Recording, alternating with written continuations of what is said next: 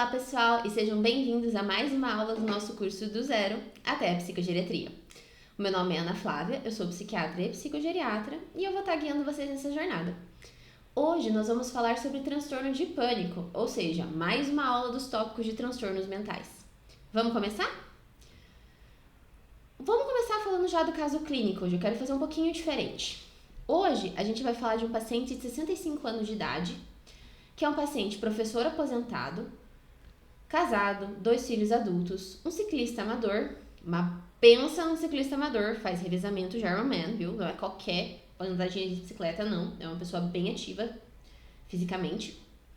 E, além disso, é um paciente que nega o uso de medicações ou comorbidades. Um idoso de 65 anos ativo, não sedentário e rígido. Esse paciente, ele chega encaminhado pra gente do pronto-socorro. Ele foi ao pronto-socorro 2 vezes na última semana por conta de sintomas que pareciam para ele um ataque cardíaco. Ele disse que acreditou que estava infartando. Disse que foi o próprio médico do pronto-socorro que falou que o problema dele era ansiedade e que era para ele procurar um psiquiatra. E aqui ele chegou pra gente. Ele refere que nas 2 ocasiões, nesses 2 episódios, ele estava dormindo e acordou com uma sensação forte de estar infartando.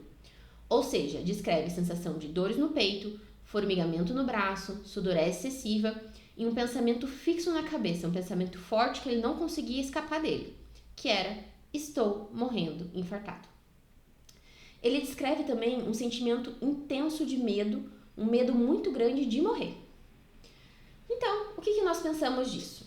Vamos começar pensando no conceito de ataque de pânico. O ataque de pânico, ele é a junção de 2 tipos de sintomas diferentes: sintomas cognitivos e sintomas somáticos. Os sintomas cognitivos, eles incluem esse medo de morrer, medo de enlouquecer, medo de perder o controle, que é bem um clássico de ataque de pânico. Mas ele também vai incluir as sensações de desrealização e despersonalização, que nós vimos lá na nossa primeira aula de ansiedade o que era.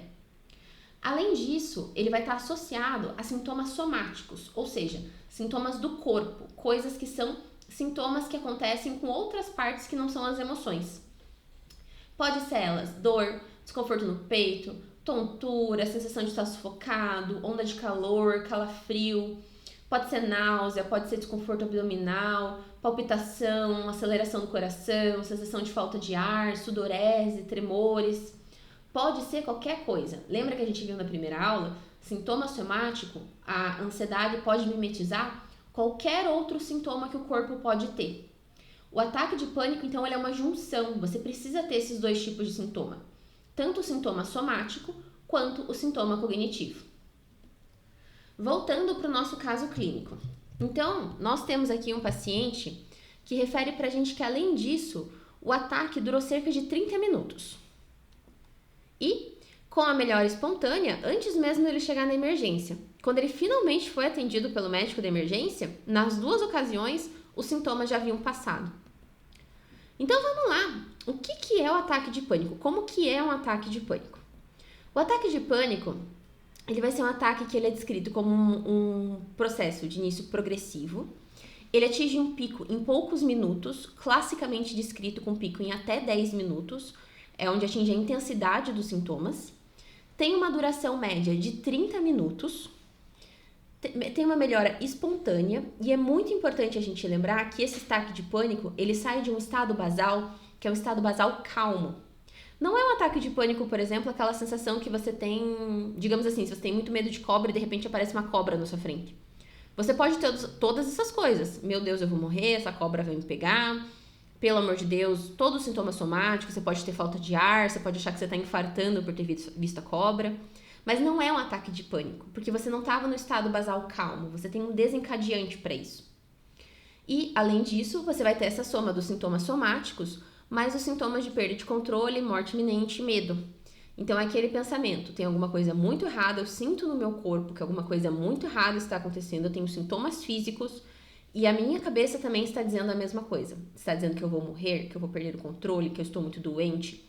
Então, são pensamentos muito graves e que invariavelmente giram em torno dessa temática de perder o controle, enlouquecer. Perfeito. Respiramos fundo. Até agora, o que a gente pode dizer de hipótese diagnóstica, então, para o nosso paciente? A gente pode dizer que ele tem ataques de pânico. Mas será que ele tem síndrome de pânico? O que é essa síndrome do pânico? A síndrome do pânico é quando você tem 2 ou mais ataques de pânico, mas não só isso. Você tem que ter também um quadro um pouquinho mais arrastado, né, mais de um mês, e você tem que ter uma preocupação que outro ataque pode vir a acontecer. Uma forma de preocupação excessiva. E isso pode vir acompanhado, inclusive evolui, por um desenvolvimento de comportamentos evitativos ou de agorafobia, pelo medo relacionado de ter novos ataques de pânico. Então, a síndrome do pânico é a presença de ataques de pânico, mais de um, por um tempo maior do que um mês, e que está relacionado com alterações comportamentais por medo de ter esses ataques, principalmente por medo de ter esse ataque em lugares públicos. Esse medo não necessariamente precisa ser do ataque em si, mas de ter esse ataque em um lugar onde você não vai ter socorro. Geralmente é mais ou menos essa a temática. Voltando para o nosso caso clínico. Então, a gente vai lá e a gente vai perguntar para o nosso paciente como que se faz sentido o diagnóstico de síndrome de pânico para ele. E ele responde a gente. Ele falou que teve o primeiro ataque de pânico, né, que a gente está chamando assim, há 2 meses, enquanto andava de bicicleta. Decidiu parar de andar de bicicleta até ter uma investigação cardiológica. Então, a primeira alteração de comportamento dele nesse momento foi abandonar o hobby que ele tanto gostava. Depois ele falou que marcou o cardiologista e que estava esperando a consulta quando teve mais ataques de pânico. Um deles foi no mercado e na semana seguinte teve outra no banco. E isso fez com que ele fosse, em todas as ocasiões, encaminhado ao pronto-socorro para ser avaliado um possível infarto agudo do miocárdio, um IAM. Há 2 semanas, o paciente optou por não mais sair de casa por conta disso. Então, por conta de medo de novos ataques de pânico, ele decidiu ficar em casa o tempo todo. E agora, ele inclusive fala pra gente que ele desenvolveu uma sensação de ansiedade e chega até a sentir tontura, mesmo se pensar que tem de sair de casa. A única exceção que ele contou foi quando ele precisa ir pronto-socorro para tratar os próprios ataques de pânico. Nessa ocasião, ele sai. Senão, ele fica em casa o tempo todo. Até aqui tudo bem, pessoal? Pra frente, então. Ainda em relação a esse paciente, queria deixar claro que ele é um paciente saudável, os dados vitais dele estão bons, ele é um paciente rígido, magro, e ele é um paciente cujo exame físico e o exame neurológico não tem particularidades, não tem alterações. Nada mais preocupou a gente nesse caso. Antes da gente continuar, eu queria só fazer um adendo aqui. O que é agorafobia? A agorafobia, ela não vem de agora no sentido de hoje, desse momento, por exemplo. Mas ele vem daquela palavra grega antiga de ágora, que era um lugar em que os gregos se reuniam, principalmente em Atenas, para discutir política. A sensação de agorafobia não é o medo de sair de casa, mas ele é o medo de você estar num espaço aberto, um lugar público, em que seria difícil de você escapar. Então, ele é mais alinhado com o medo de multidões, de medo de sair de algum lugar, de conseguir se desvencilhar de outras pessoas e fugir, do que propriamente dito de sair em casa. Mas conforme vai agravando, a pessoa acaba ficando presa em casa porque é um lugar livre de multidões. O grande problema disso no idoso é que muitas vezes a família e o paciente podem concordar com o sintoma. Ele pode ser um sintoma egossintônico, que a gente chama. Ou seja, a opinião da pessoa se alinha com o sintoma. E no caso do idoso com agorafobia, muitas vezes é aquele idoso que não sai de casa e a família acha bom. Porque, se ele sair de casa pode acontecer alguma coisa, ele já está mais frágil. Então acaba sendo complicado, porque não é muitas vezes um sintoma que o paciente reclama ou que a família traz como reclamação. Às vezes eles acham que idoso tem que ficar em casa mesmo. E isso é um grande problema. E a gente também tem uma tendência a piorar com o tempo. Então, quanto mais vai passando o tempo, quanto mais fica em casa, mais tende a ficar em casa. Menos tende a estar em situações sociais, estar com outras pessoas.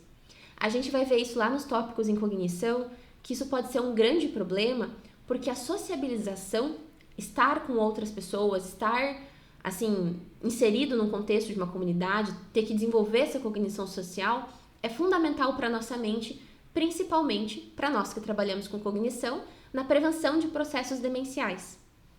Então, a agorafobia, para a gente, ele é um problema, inclusive, em termos de prevenção de transtornos cognitivos. Não é só o sofrimento daquele momento. Mas voltando aqui para o transtorno do pânico propriamente dito. Porque o transtorno do pânico no idoso, ele também tem algumas particularidades. Primeiro, o idoso com transtorno do pânico, assim como esse nosso idoso que a gente está conversando, o nosso paciente, ele é um idoso que procura muito mais o serviço médico. Então, ele é um idoso que ele vai procurar pronto-socorro, ele vai consultar com múltiplos especialistas, ele vai querer entender o que está acontecendo com ele. E pode ser que por opiniões próprias, né, do paciente e da família, ou às vezes até mesmo por falta de um bom diagnóstico, de dizer para o paciente realmente, isso daí é um ataque de pânico, isso daí é uma coisa mais do ponto de vista emocional. Pode ser que o paciente não pipoque nunca num médico com essa capacidade de fazer esse diagnóstico de saúde mental, num psiquiatra, por exemplo. E um grande problema que eu não quis colocar nessa aula de propósito, mas que pode ser um problema muito cabuloso para quem trabalha em pronto-socorro, é aquele paciente que já teve outras questões cardiovasculares. Então, ele é o paciente que ele tem, por exemplo, uma história de 3 infartos prévios e está tendo ataque de pânico com sintomas de infarto. Isso é perigoso, porque eventualmente pode ter alguma alteração de eletrocardiograma que vai levar ele a procedimentos que não são necessários. Temos que tomar muito cuidado com os pacientes que já têm comorbidades ou que têm fatores de risco cardiovasculares muito grandes, porque o ataque de pânico, aqui na América Latina, a maior parte das vezes, ele imita sintomas de infarto. Então, isso pode levar, por exemplo, um paciente que não precisaria fazer um cateterismo, por exemplo, ou colocar um stent de emergência no momento que ele não ia precisar. Esse daqui é o grande problema, essa confusão de um paciente que não é rígido. Por questões didáticas, eu trouxe um paciente muito longe para vocês de uma comorbidade cardiovascular. Eu trouxe um atleta. Mas se no consultório de vocês for parecido com o meu, a maior parte dos nossos pacientes não é atleta. A maior parte dos nossos pacientes é sedentário e tem comorbidades cardiovasculares. Vamos lá então, minha hora favorita. É a hora do raciocínio clínico. O que a gente vai perguntar para o nosso paciente? Quer dizer, para você, o que eu vou perguntar para você? Qual que é o seu diagnóstico para o caso? Quais seriam possíveis diagnósticos diferenciais orgânicos, né? Você solicitaria algum exame? E sim, qual? E o que você prescreveria nesse caso? Vamos começar com o mais fácil. Hipótese diagnóstica, síndrome do pânico. Temos um paciente que preenche os critérios diagnósticos para ataque de pânico, que já teve mais de 2 ataques e que por conta de ataques de pânico vem apresentando comportamentos evitativos. E no caso, o especificador desse paciente é que ele tem uma síndrome de pânico, um transtorno do pânico, com agorafobia. Ele tem um especificador desse medo de multidões, não querer estar em locais em que é difícil ele sair, ele escapar. E quais são os nossos diagnósticos diferenciais? Vamos começar então, como sempre falando, afecções neurológicas. A gente tem que se preocupar um pouquinho em termos, por exemplo, se não tem alguma causa para isso que seja neurológica. Causas secundárias como tumores, por exemplo. Mas nesse caso, eu queria chamar bastante atenção para essas 2 últimas crises do paciente, que foram à noite. E é isso que nós vamos falar de cereja do bolo de hoje. A cereja do bolo de hoje é a crise convulsiva noturna. Crise convulsiva noturna são crises em que pode parecer muito com uma crise de pânico, mas que são de duração curta, dura minutos, geralmente 1 minuto o paciente percebe. Pode ter alteração motora, mas depende muito do tipo de crise. Às vezes, crises parciais, elas podem ter alterações mais sutis que o paciente não percebe e que o acompanhante não percebe. Crises grandes, como tônico-clônica, pode ter liberação de esfíncter, que daí o diagnóstico fica muito mais fácil. Mas tem que tomar muito cuidado com a questão motora. Ele pode vir acompanhado de sintomas pânico-like, inclusive a gente já vai falar disso no artigo que vai aparecer dali à frente. E um grande diferencial é que geralmente o paciente se lembra de uma forma muito vaga do episódio. Ele apresenta um tanto quanto confusão em relação a isso. Não lembra muito bem o que se passou. Quanto na crise de pânico, o paciente tende a se lembrar muito bem do jeito que ele estava se sentindo. Então, vou deixar esse e mais um outro artigo para vocês lerem como material extra, que é sobre esse diagnóstico diferencial do que é uma crise noturna, uma crise de pânico noturna, e o que vai ser uma crise de ataque de pânico, o que vai ser um ataque de pânico noturno. Então, aqui fica um pouquinho a gente pode até fazer uma aula bônus, né? Claro, esses materiais eles são para vocês estudarem, mas se vocês quiserem aprofundar o conhecimento, a gente pode desenvolver mais aulas em relação a isso. Mas eu vou deixar para vocês darem uma lida porque é bem interessante. Voltando agora. Outros diagnósticos diferenciais, lembrando da primeira aula, o uso das medicações, lembrando principalmente o uso de pomadas, né? Porque a pomada de corticoide, às vezes é uma coisa que a pessoa usa e nem lembra de contar para você que está usando. E também um diagnóstico que é importante para qualquer transtorno ansioso, que é o hipertiroidismo. Afecções neurológicas. Vocês solicitariam algum exame para esse paciente? Bom, a minha resposta é, para esse paciente em específico, não. Ele não trouxe nenhum dado, nem das crises noturnas quanto diurnas, que poderia ser mais parecido com uma epilepsia. Caso a gente faça o tratamento e não funcione, ou caso durante alguma crise dessas consigam filmar, alguém consiga descrever para você outros sintomas, isso muda de figura. Mas a princípio, para transtorno de pânico, a gente não precisa fazer uma investigação neurológica. Ainda mais um paciente que não apresenta alterações do exame neurológico como que a gente está descrevendo. Para hipertiroidismo, sim. E ainda para esse paciente em especial, eu falaria também uma avaliação cardiovascular. Porque apesar dele ser um paciente atleta, ele é um paciente que já é idoso. Então, como ele tem bastante questão cardiovascular e teve o primeiro sintoma durante um exercício físico, durante a bicicleta, eu ainda assim pediria uma avaliação cardiovascular só para a gente deixar bem certinho que as coisas estão bem. Num paciente jovem, com a mesma história, se esse paciente tivesse 30 anos, eu não me incomodaria com isso, eu não pediria uma avaliação cardiovascular. Mas é um idoso, a gente precisa tomar um pouco mais de cuidado. Então sim, você vai falar, é bom mesmo você passar no seu cardiologista para conversar com ele e ver se ele encontra alguma coisa diferente. A gente tem que sempre aproveitar essa ajuda dos nossos colegas, viu? No caso desse paciente em especial, eu aproveitaria essa avaliação cardiovascular. E o que vocês prescreveriam para esse caso? Qual que é a primeira linha de tratamento para transtorno de pânico? A primeira linha de tratamento é antidepressivo. Lembrando aqui de novo, idoso, a gente evita o tanto quanto a gente pode os antidepressivos tricíclicos, aqueles mais antigos. A gente vai focar o tratamento em sintoma. Então, uma boa resposta é o ICRS, que geralmente tem uma resposta muito boa para sintomas ansiosos, os serotoninérgicos, né, os que não são duais, que são mais ativadores. E o legal do pânico é que geralmente até em baixa dosagem você pode ter uma resposta boa. Tem alguns autores, inclusive, que recomendam você começar com subdose. Então o paciente está com pânico, idoso, vamos começar 25 mg então, de sertralina em vez de 50. No caso, não existe uma recomendação formal para isso, mas é uma opção que vocês têm, principalmente se for um paciente que já apresentou sintomas colaterais a outras medicações no passado. Você pode esperar ele responder uma dose menor. Eu geralmente não faço isso, mas só para trazer um outro pensamento para vocês. Então, no fato, o que eu escolheria? Tô pensando num paciente idoso. Ainda assim, vou evitar medicações que alterem o intervalo de QTC, né? Intervalo QTC. Ou vou usar essas medicações em uma dose muito baixa. Por exemplo, vocês perguntaram na última aula sobre o escitalopram. Por que na aula de TAG eu não escolhi o escitalopram? Porque ele é uma medicação que altera bastante o intervalo QTC em doses mais altas. E se eu for pensar em subdose, eu poderia ter algum problema. No caso desse paciente, como ele é um paciente rígido e que tem um corpo provavelmente mais jovem do que a própria idade, imaginando pelo fato de que ele é muito ativo fisicamente, você até poderia usar um escitalopram numa dose mais baixa e esperar para ver a resposta. Mas sabendo que com o escitalopram e o citalopram, o aumento de dose tem que ser feito com muito cuidado.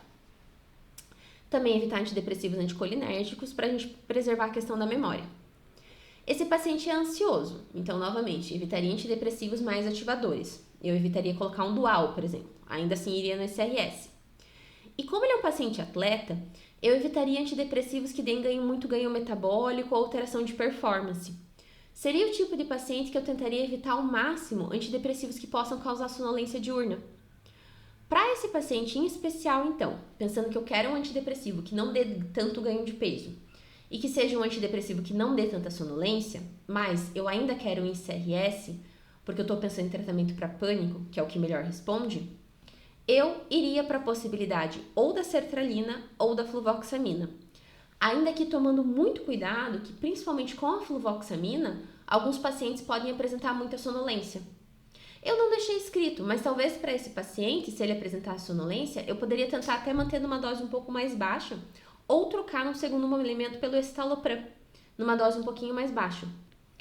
Mais baixa não, né? Os 10 mg que a gente pode dar para idoso pela bula. Não que você não... Depois a gente vai falar de escitalopram, vai ter um dia para falar dele. Muito bom, pessoal! Então, espero que vocês tenham gostado da aula. A gente está fazendo essas aulas de transtornos de ansiedade em formato de caso clínico justamente para deixar um pouco mais dinâmico. Temos várias aulas de ansiedade pela frente, mas eu gostaria de fazer uma pausa e colocar pra gente a aula de síndrome de apneia do sono como a próxima aula. A gente vai falar dela na próxima semana e eu fico esperando vocês lá então. Até mais!